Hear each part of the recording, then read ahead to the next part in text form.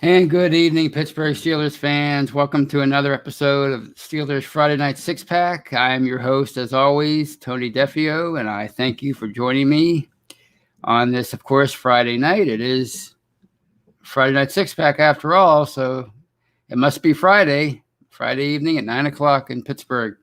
And it's cold and it's windy, and I can't wait for January to be over. It's actually my least favorite month of the year. For whatever reason, I suffer from that was it called the seasonal whatever disorder. As soon as the December ends, I kind of get depressed for the entire month of January. Unless the Steelers are in the playoffs, that kind of buoys or lifts my spirits. But of course, not this year. At least not after January 10th. Anyway, before I get started, I just want to thank welcome everybody in the live chat for joining me. There's Steelers Pittsburgh, and I'm sure more folks will be along shortly. But before I get started with my topics, my weekly topics, I just want to encourage you to please subscribe to our YouTube channel. Check out our YouTube channel, and we're on Facebook now too. You can catch all of our live shows on YouTube and Facebook, and we bring you shows like this. The Hangover with myself and Brian Anthony Davis, which will be changed for the offseason at some point. I don't know what the new name is going to be, but there's that show. There's the Scobro show with Dave Schofield and his brother Rich. There's I'm not sure what the new Michael Beck and Jeffrey Benedict show is called. I should know that. I saw it the other day and I didn't memorize it, but that's a great show too. It used to be Know Your Enemy, but it's something else now. And of course, you can check all of our live shows on your favorite audio podcasting platform afterwards. And we have exclusive audio shows like Let's Ride with Jeff Hartman, the Live Mic with Michael Beck, the Retro Show, the Stat Geek with Dave Schofield. There's the Touchdown Under Show that I always forget that used to be audio only. Now it's a live show that you can catch on YouTube or Facebook. So please check all those out. Please press like, subscribe, and of course check out Behind the Steel Curtain, the website where we bring you news, commentary, film breakdown. Anytime there's a story that breaks, those guys are on it. Whether it's Dave Schofield or Jeff Hartman, Michael Beck, those guys are on it. The film breakdown with Jeffrey Benedict, Kevin Smith, and of course there's me. There's Brian Anthony Davis, who's the podcasting manager, and he does an excellent job. And there's the Touchdown Under crew. They write some pieces.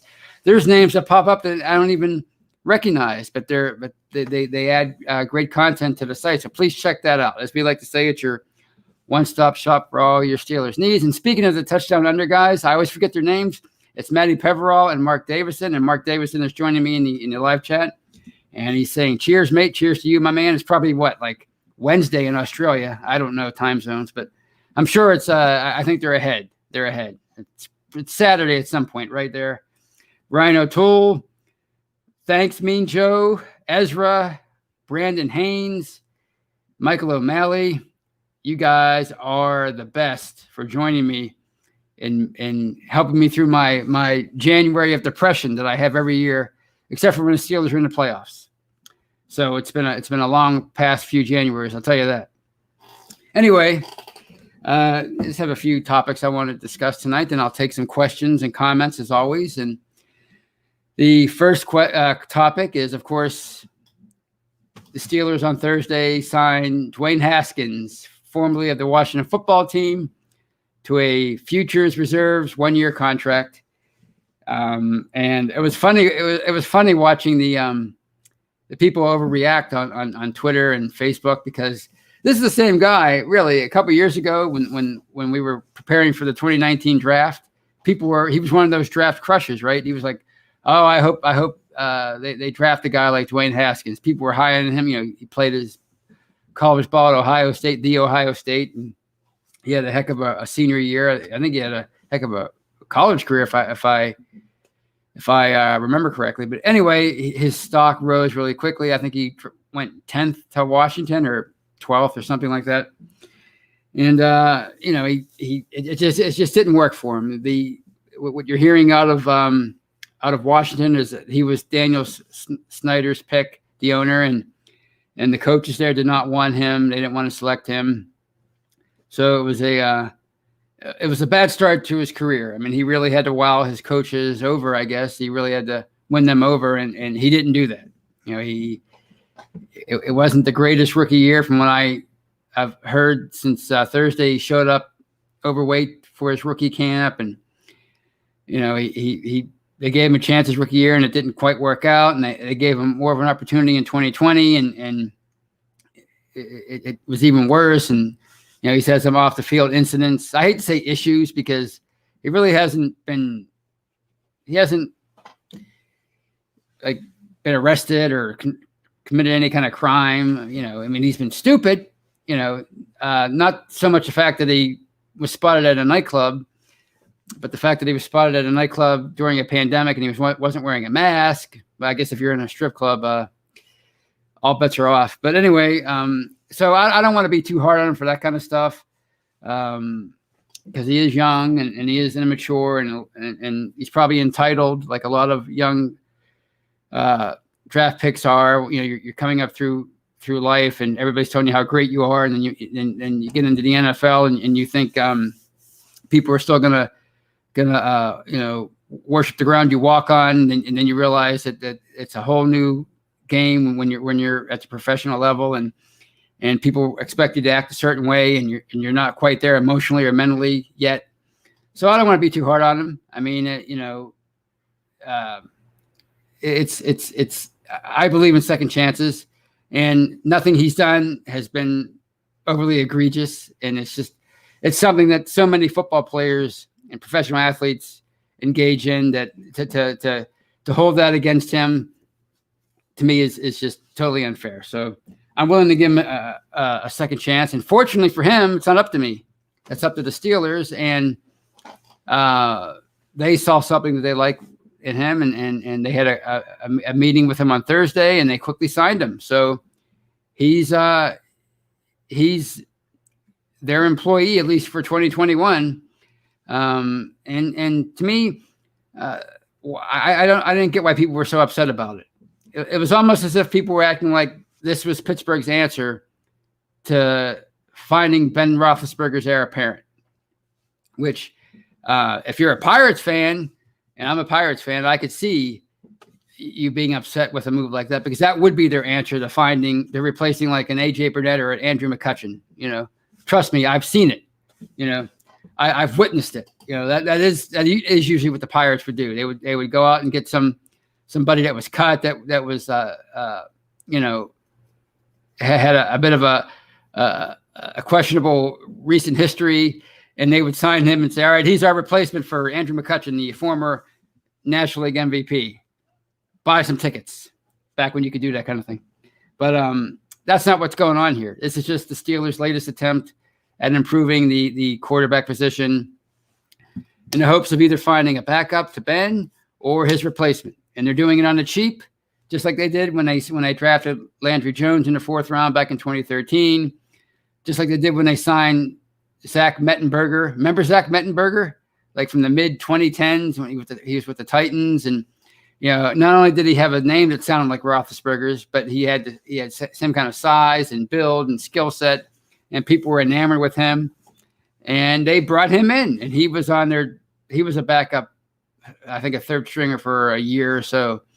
They drafted Josh Dobbs, and of course they drafted Mason Rudolph. So that's what they've been. People have been calling for them to groom somebody since like 2013, and you might be able to beat me on a lot of things when it comes to football, but you can't beat my memory. I'm left-handed, dyslexic, so one of the gifts that we have is a great memory, and poor handwriting. We kind of stutter a lot, as people remind me all the time when they listen to my show. But we have a great memory, and I remember back when Ben was like 30 years old, people saying they need to find it. They were already back then. They were worried about finding his heir apparent. In fact, when Landry Jones was drafted, what did Charlie Batch say? He said, "This could be the guy that they can groom to be Ben's replacement." Of course, that didn't work out, and it really hasn't worked out for any of these guys in terms of appeasing the fans, maybe appeasing Mike Tomlin and Kevin Colbert, that they found somebody that could truly be Ben's replacement or the future of the franchise. But that's okay. That's okay, because like I keep on saying, and nobody wants to believe me, when Ben does retire or they cut him or whatever, they're going to take the quarterback's position seriously, because I believe, and I've said this before, that they learned their lesson between 1983 and 2003 between Bradshaw and Ben, when they really didn't invest heavily in the quarterback position. Right after their Super Bowl run of the 70s, Chuck Noll immediately went back to trying to use that same formula that he used to build his Super Bowl dynasty of the 70s. He tried drafting defense, and he tried finding. He stuck with the running game. That was his philosophy. But what he didn't maybe grasp at that time was the final piece of the puzzle was Bradshaw's development. And I think Bill Cowher had the same problem in the 90s into the early 2000s. He had such a great roster, so many dominant defenses year after year, with Dom Capers and Dick LeBeau and Tim Lewis and those guys as coordinators. He had great running backs. He had some great offensive lines. But the one thing that was always missing was the quarterback. That's where they always came up short when it mattered the most. So I don't think they're going to make that same mistake again. The minute Ben goes, they're gonna invest heavily in the quarterback position, whether it's a first-round pick or a free agent.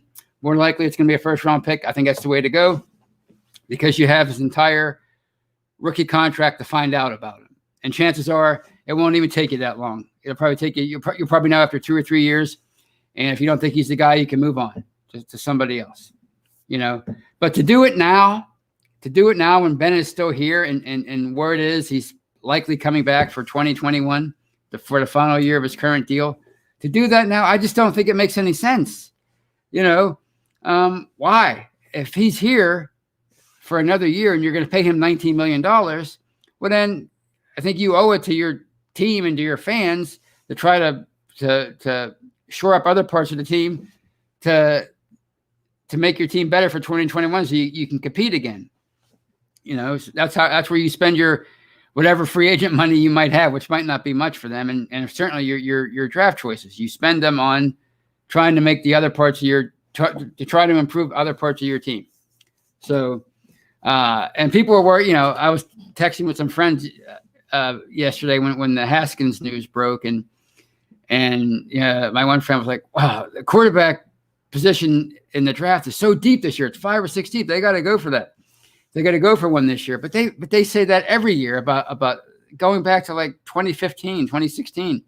Remember the Carson Wentz, Jared Goff draft, and the Patrick Mahomes and Mitch Trubisky, and who was it? Lamar Jackson. Was that same draft, or was he the Sam Darnold draft?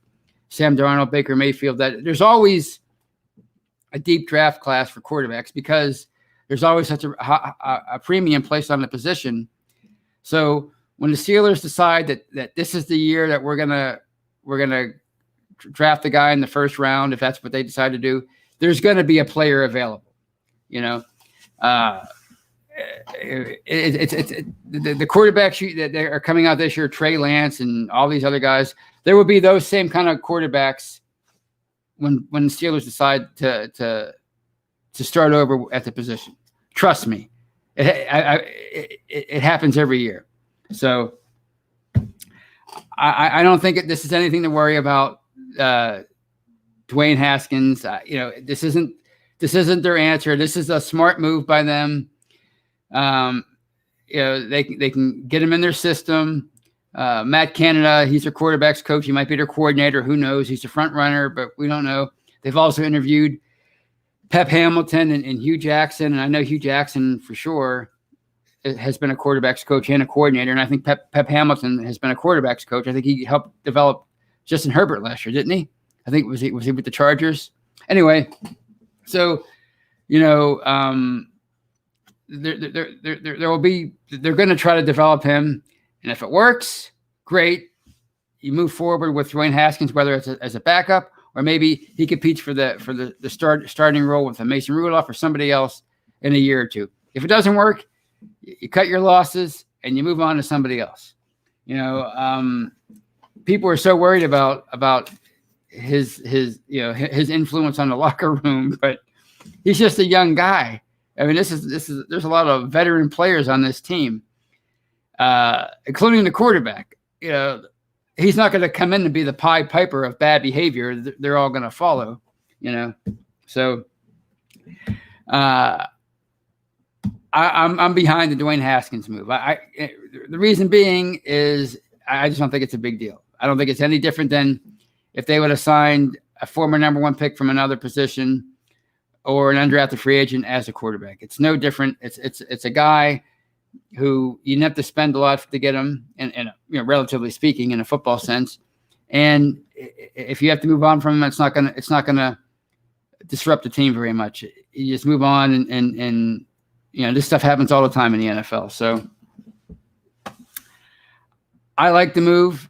I like the fact that he has a pedigree, that he has some upside, and if you catch lightning in a bottle, maybe some magic can happen, and he can have some great years here in Pittsburgh.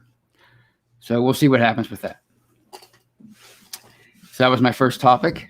And my second topic that seems like I want to hammer every week, and that's the Steelers' attitude and their culture. And that was brought up again on Thursday and again on Friday when discussing Dwayne Haskins, because people were acting like the Steelers have had such a big problem with their culture in recent years. And it's a problem again this year with Juju and Chase Claypool, and you're bringing Haskins into that environment. It's just going to make it worse. And I'm like, we really have to tone it down a bit when it comes to talking about cancers in the locker room and poor attitudes and what a bad actor is. I think we're really watering it down. And some young guy that goes around dancing on logos and posting TikTok videos, and some other guy who maybe is a rookie who was angry because he spent the entire playoff game talking trash with the Browns, and they got the best of the Steelers. So he decided to talk trash in the press. Just because that happens doesn't mean these guys are bad apples and there's a culture problem in the locker room, and that's why they lost. I mean, if you want to talk about things like driving 100 miles an hour on McKnight Road or having your not being forced to sleep in the dorm at training camp like Antonio Brown, or if you're talking about players that are failing drug tests or getting arrested or whatever. If you want to talk about that, or sleeping in meetings or whatever, that's a different story. But this stuff is so minor, and not everything has to be a culture problem. People act like the Steelers of the 2000s that went to those Super Bowls, that they were model citizens that did nothing wrong. Trust me, they went to strip clubs. They stayed out all night and partied. James Harrison said as much. Half the team used to go out to clubs the night before games and the night before practices, and some of them wouldn't even go home. So, that was back obviously before social media, and that's why you don't see a whole lot of that anymore. But it didn't matter because they were talented and they were committed to winning. And it's like what John Madden used to say to his outlaw Raiders teams of the 70s. I don't care what you do when you're not around the facility, but when you're here, work hard and play hard. And there's no evidence that Chase Claypool and Juju and those guys don't work hard and play hard. In fact, Juju spent all last offseason preparing his body and improving his body for the 2020 campaign, and I think it paid off. And the fact that how many times did he catch one of those short passes from Ben and bowl people over and get first down? So, that stuff to me I just want to pull whatever's left of my hair out when I hear people talk about that, because it just doesn't matter.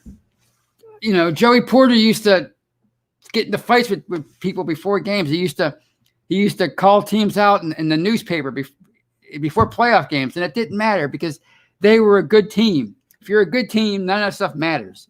If you're a bad team, none of that stuff matters because it's all about talent. It's all about execution. And just because a guy posts a TikTok video, that doesn't mean he's not focused on his craft. Okay. So I just want to spend a few minutes talking about that.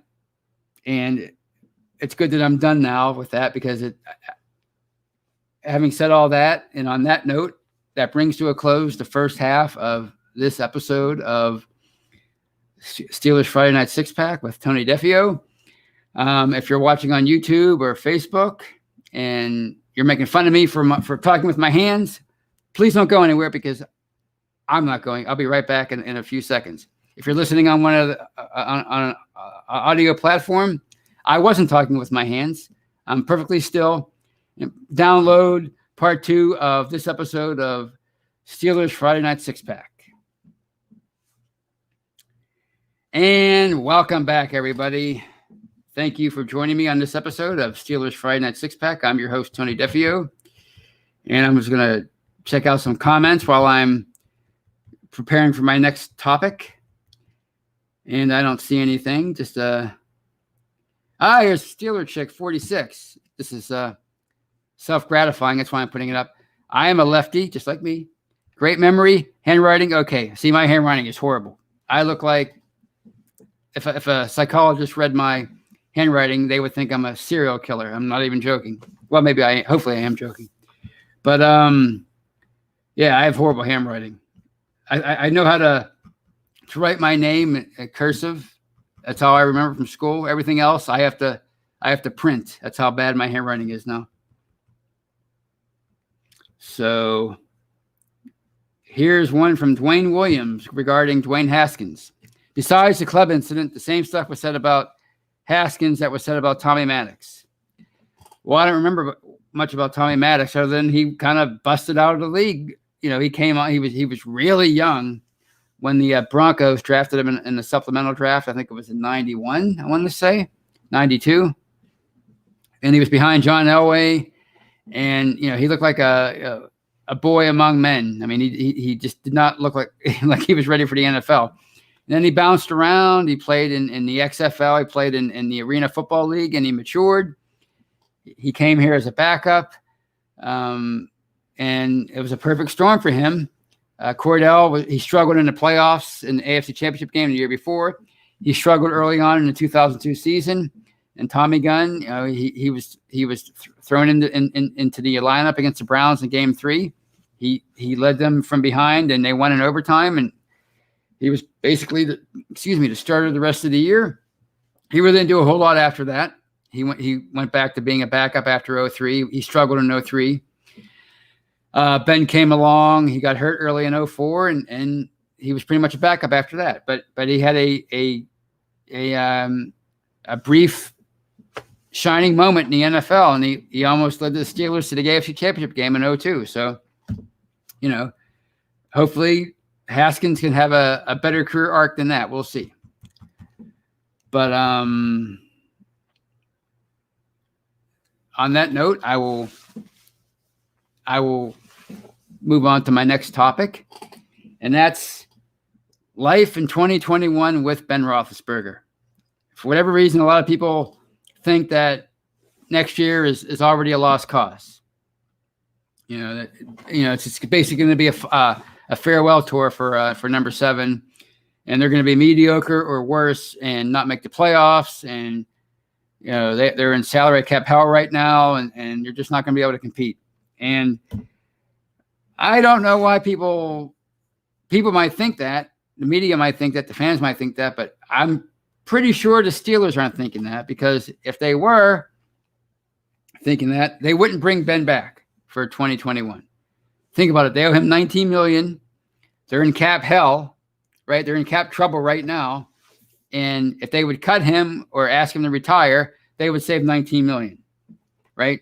So if they truly thought that they were a lost cause for 2021, they would just cut him,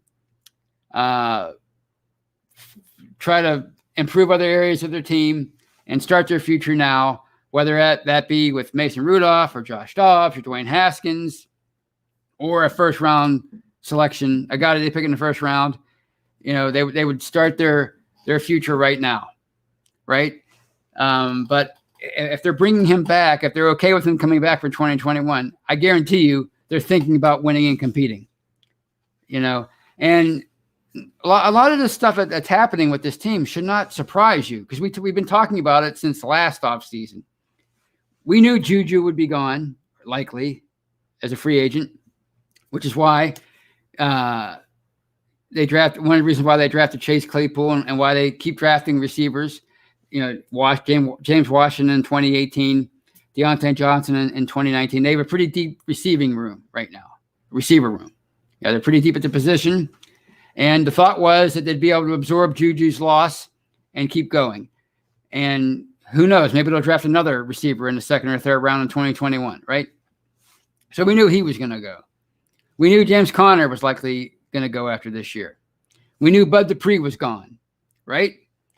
We knew Mike Hilton would likely be hard to sign, so and we kind of suspected that they would move on from Villanueva. Maybe they'd move on from Pouncey, or he would retire. All these things. We knew this. We knew all this heading into 2020. So now, all of a sudden, heading into 2021, it's all gloom and doom. And I just don't get that, because the defense is mostly going to be intact in 2021. Yes, you're losing Bud, but Alex Highsmith, he might make that leap, right?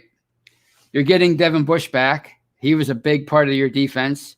You lose him not even halfway through 2020, so you play 3/4 of the year without him. He'll be back next year. He'll be a centerpiece, a cornerstone of your defense.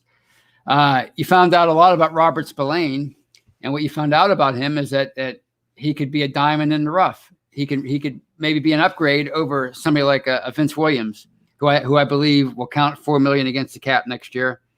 And I love Vince. Don't get me wrong; he's one of my all-time favorite Steelers. But maybe you move on from Vince, and it's Robert Spillane and Devin Bush as your inside linebackers, right? I think Spillane, he's a better athlete than Vince Williams. He's a better athlete than Avery Williamson. He's certainly younger than those guys, and he seems more capable of things like covering tight ends, and of course he's a hell of a hitter. So that might be an upgrade at that position, right? Maybe you lose Mike Hilton, but maybe you can afford Cam Sutton, and he could be your slot corner for 2021. He acquitted himself quite well last year in his role. He was a very valuable member of the secondary for 2020. He served a lot of roles, and maybe he can be your slot corner in 2021. And we talked about the line. Obviously, everybody's excited about Kevin Dotson. But maybe you do move on from Villanueva. Maybe Zach Banner, maybe you re-sign him. He's a free agent. He's probably not going to be very expensive. You sign him to maybe a 1-year prove-it deal, or maybe you sign him to a 2 or 3 year deal. Maybe he's your left tackle. Maybe he's your right tackle. Maybe Shooks can be your left tackle. Maybe you can sign Matt Filer to a slight raise, and he could be your right tackle, right? And maybe David DeCastro, his problem last year was that he was injured, and where it is that maybe he needs surgery and he needed surgery all of last year, and he just decided not to get it because he wanted to compete and maybe win a championship. Well, that didn't happen. So maybe he has a surgery now, whatever is ailing him, and he's back to his all-pro self in 2021. Who knows about Pouncey, but maybe you address that in the draft. Even if he sticks around, maybe you find his heir apparent, and you get him on the roster, and who knows, maybe by season's end he's the new starting center. You just don't know. So I don't think it's a lost cause for them for 2021. And again, to repeat myself, if they thought that, I don't think they would bring him back, meaning Ben Roethlisberger. They would cut him and they would move on, because it makes no sense to pay a guy $19 million if you don't think you have any chance of competing. So this whole idea that it's a bridge year or a lost cause for 2021, I just don't buy it, because I don't think they are thinking that. They have a lot of work to do. There's no question. They have a lot of work to do with the salary cap and to get in compliance, right? I think last I checked, they were 34 million over the cap, which is so they have a lot of work to do.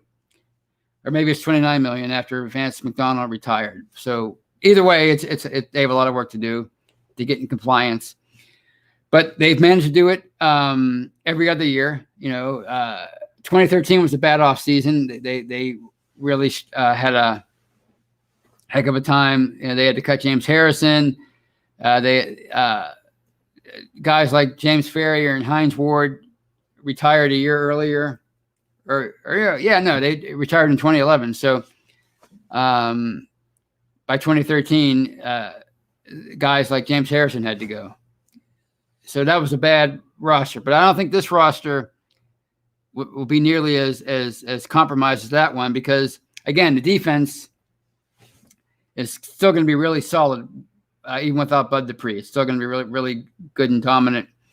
As far as the offense, it might be addition by subtraction if you part with guys like Villanueva and even Matt Filer, if you decide that you want to move on from him, and you allow guys like Zach Banner and Shooks to be your tackles and Dotson to be your left guard. So, and of course, as I mentioned, the receivers are really deep, even without Juju. So I think you're going to have a better chance to compete this year than you did in 2013. And don't forget, 2013, they almost made the playoffs, even though they started out 2-6. So I'm not as afraid of 2021 as a lot of other people are.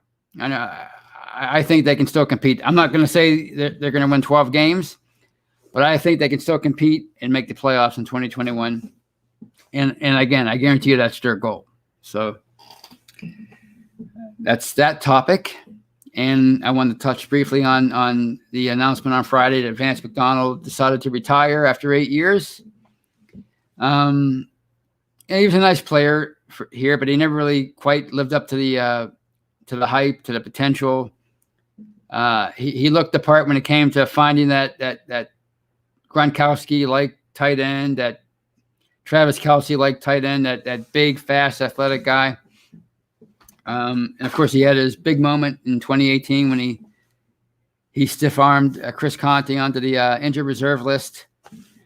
But he never quite fulfilled the expectations during his 4 years here.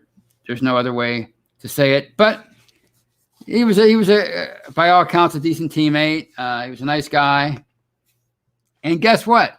He beat the odds for most NFL players of his caliber. The guy caught 181 passes for just over 2,000 yards in 8 years, and he made $28 million, according to the site spotrac.com. I was researching it today. He made $28 million. I salute him for that, because, I mean, the NFL is such a tough, chew him up and spit him out business, right? It's a dog-eat-dog world, and they're always looking to replace you if they don't think you can meet their standard. And he was able to earn that kind of a living and set himself up for life, set him and his family up for life, producing that much, producing basically 22 receptions a year. So kudos to him. I wish him all the luck in the world. He looks like he's not going to need it with $28 million in the bank. So best of luck to him and his family. And thank you for the 4 years, Vance. And before I open things up to questions, I just wanted to pay tribute to the legendary Hank Aaron, who passed away on Friday at the age of 86. In a lot of people's eyes, the true home run king. He finished his career with 755 home runs. Barry Bonds, of course, beat that mark in the early 2000s, but a lot of people think, and rightfully so, perhaps that Bonds was was on the juice when he did it, and there's a lot of evidence to back that up, at least visually. But in addition to his home run totals, I mean, Aaron had just an unbelievable stat line for his career. And he had 3,700 base hits. I mean, people talk about the home runs, and that's great, but 3,700 hits. That's incredible. And when you think about it, Pete Rose finished with 4,200 hits, and he's the all-time leader. And Hank Aaron had 3,700. So, excuse me. Rest in peace to him. I mean, he people talk about distractions and what athletes have to go through today with a lot of the social stuff. But here's a guy who faced actual death threats on a daily basis because he was trying to beat Babe Ruth's home run record. And Babe Ruth retired in the 1940s, and he wasn't even around in the 1960s and 70s. He was passed on by then. And fans were they worshipped him so much that they were willing to wish harm on Hank Aaron, and even in the early 70s, when you would think we were moving past that kind of racial stuff as a country, he had to endure that every day. And that had to be tough for him, but he did it. And he'll always be one of the all-time great baseball players. And they really don't make him like that anymore. I mean, a guy who played that long and produced that much. I mean, it was one hell of a career. So R.I.P. to Hank Aaron. So that's pretty much all I wanted to touch on today. And I will open things up to some questions before I bid you adieu. So what do we have here today? Here's one from Sheila's Pittsburgh regarding the Henry Aaron news and the home run record. And he says, absolutely, Bonds don't count. Now, I like Barry Bonds. I was a big-time Barry Bonds fan when he was here. Of course, he, in many ways, represented the last true golden era for Pittsburgh Pirates baseball. They had a nice run in the mid-20s, or the mid-2010s, I should say, with Andrew McCutchen. But those Pirates teams of the early 90s were so strong. And Bonds was, he was a Hall of Famer even without the juice. Word is he was just jealous of the Mark McGwire, Sammy Sosa home run race of 1998. So he wanted those kind of accolades, and that's why he started enhancing his performance, so to speak. But I kind of agree. It's hard to put Bonds in the same category as Henry Aaron when it was so obvious that the former was juicing. And see some music, and McGwire and all those guys, Sammy Sosa, they were all on the juice. So, and again, that's why Bonds did what he did, because he thought, well, if they can do it and be celebrated, so can I. Let's see here. What else do we have here? Bill Davis. Well, I don't think this is true. He says Big Ben will remain OC for Pitt. You think about that. Ben has always been criticized for his dedication in the film room, right? I mean, he's gotten better by all accounts late in his career, but he does not strike me as somebody who's a football junkie, who's gonna want to live that kind of life. I mean, he's got a wife and 3 young kids, and the life that a coach has to lead, the hours they have to put in. I don't think he's going to want to live that kind of life. He's made so much money. I mean, talk about what Vance McDonald has earned in his career. Ben has earned like 5 times that. He does not need to become an OC. I don't see that happening at all. I mean, somebody like a Byron Leftwich or a Bruce Gradkowski, one of those kind of guys that spent their career mentoring other guys because they really weren't, they didn't have the talent to be superstars. So they took on roles as mentors, especially later in their careers. I can see those guys being, assistant coaches and coordinators. And if you ever listen to Bruce Gradkowski and the work he does for Pro Football Focus, I mean, he knows his stuff. I can certainly see him getting into coaching someday. But somebody like Ben or Brady or Peyton Manning or Phillip Rivers or one of those kind of quarterbacks, no. How often do you see that, right? I mean, Dan Marino, Joe Montana, throughout Johnny Unitas, those kind of guys. I mean, Bart Starr was a head coach of the Packers for 10 years, and I still can't believe it that he after the kind of career he had, that he would get into coaching. But rarely do superstars become head coaches or even assistant coaches. Here's one from Steeler Chick 46. Dobbs is the future coach. I can see that. I mean, obviously he's a literal rocket scientist. I mean, if he doesn't make it as a starter, I could see him leaving football altogether and doing something else with his life, because that's how smart and talented he is. Here's one from Ezra Nehemiah. Antonio Brown was skipping to Canton. He's in. The Hall will delay it like T.O., but AB is a lock to be a Hall of Famer. I absolutely agree. I mean, you can say what you want about his off the field antics and his locker room antics, and they're certainly very telling, and they're certainly very aggravating if you're a teammate and a fan and a coach.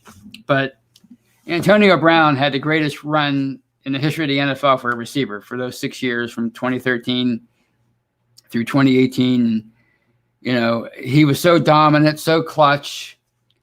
It's hard to keep him out of the Hall of Fame. You know, he might finish his career with less than 1,000 catches. I don't even know what he has now, but I guess he's approaching 900, or maybe he's already eclipsed that. But you know, he passes the eye test as far as some players need stats, some just pass the eye test, and much like Troy Polamalu, much like so many other guys, Gale Sayers, those kind of players. A Hall of Famer when you see one, and Antonio Brown is a Hall of Fame player.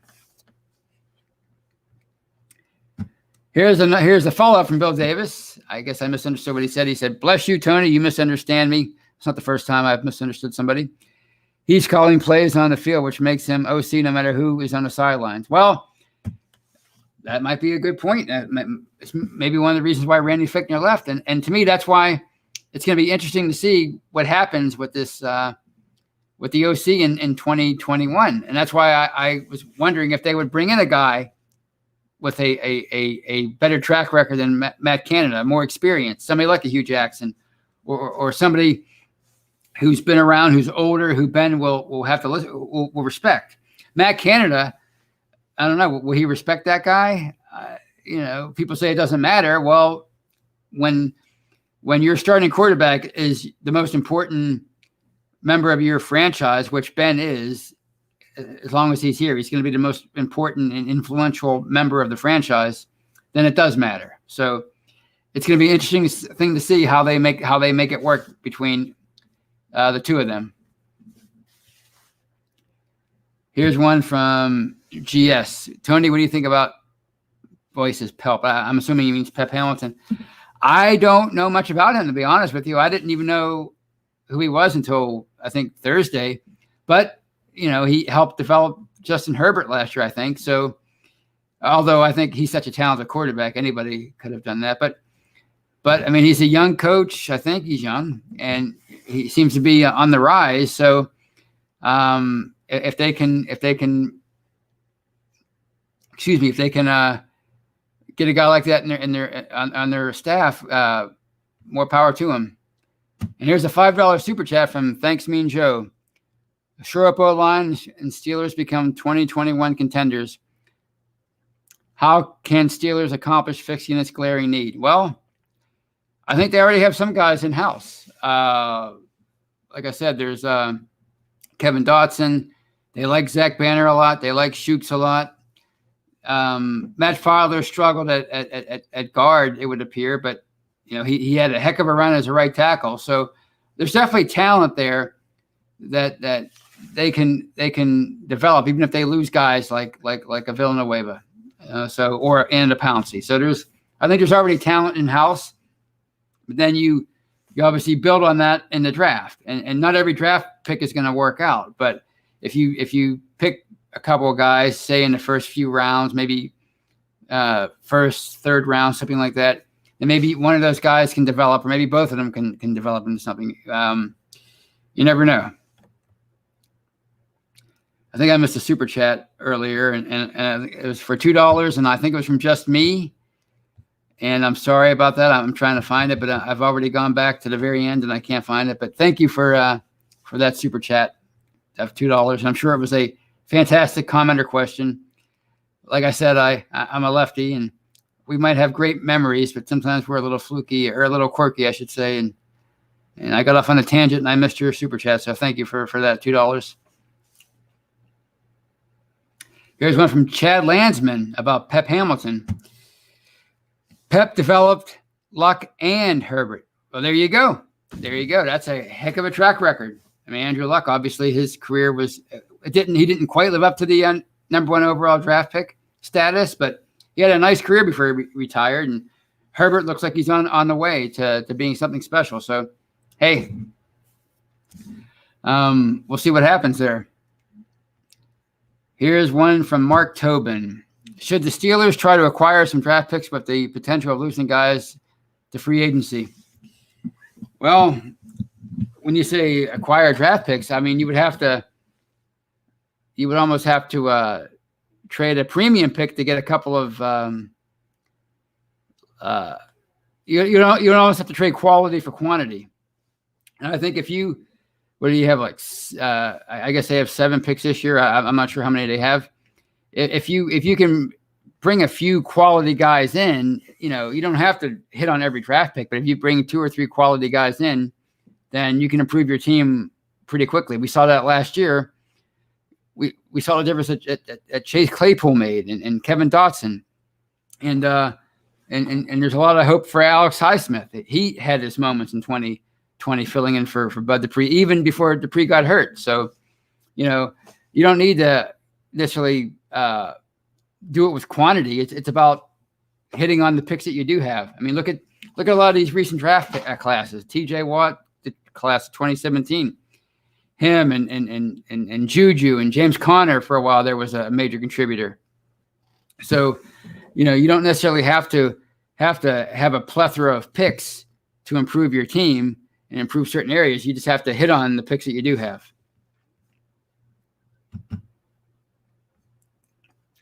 All right, here's a good reporting from Ezra. He caught the $2 super chat that I missed. Just me want to know what you think they will do for an OC. Well, I think I'm going to go with the chalk and say Matt Canada. I'm not sure how I feel about Canada because I'm a Pitt fan and he was here for a year, 2016, and it was a heck of an offense.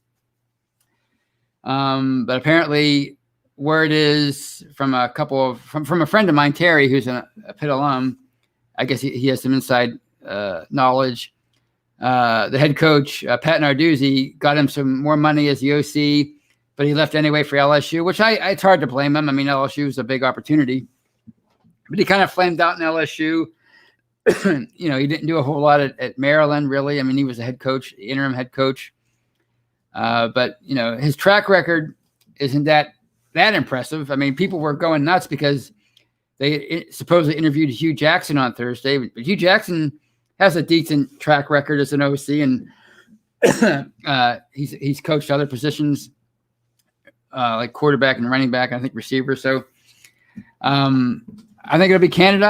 I'm not sure. I'm not exactly excited about it because I really haven't seen a whole lot from him to be excited about other than that 1 year at Pitt.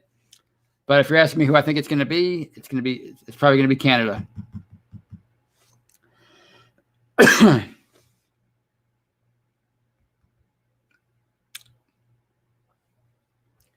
Here's one from Cecil Music. Connor's a good kid, but not dependable, injury prone.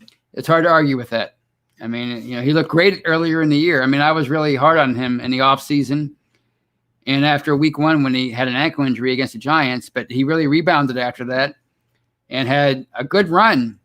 He had a few 100-yard games there, but then he kind of tailed off. The whole running game did. You can blame the line, but he has had his history with injuries. And of course, maybe it's fitting that all the physical problems he's had over the years, he actually I think he tested positive for COVID, or he was in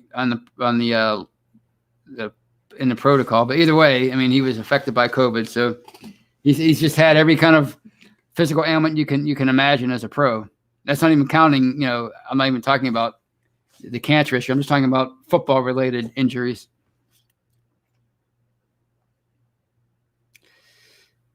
Here's one from Ezra again. People have been telling me Deontay will be fine. The kid is not blowing defenses away. Trade him now. No, I think you have to. I think Deontay Johnson's a future superstar.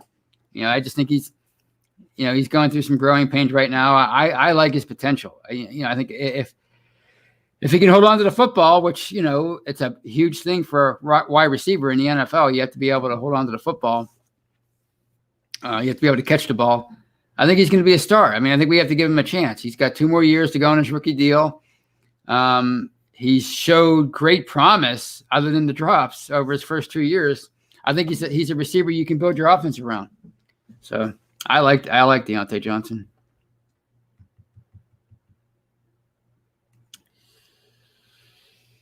All right, here.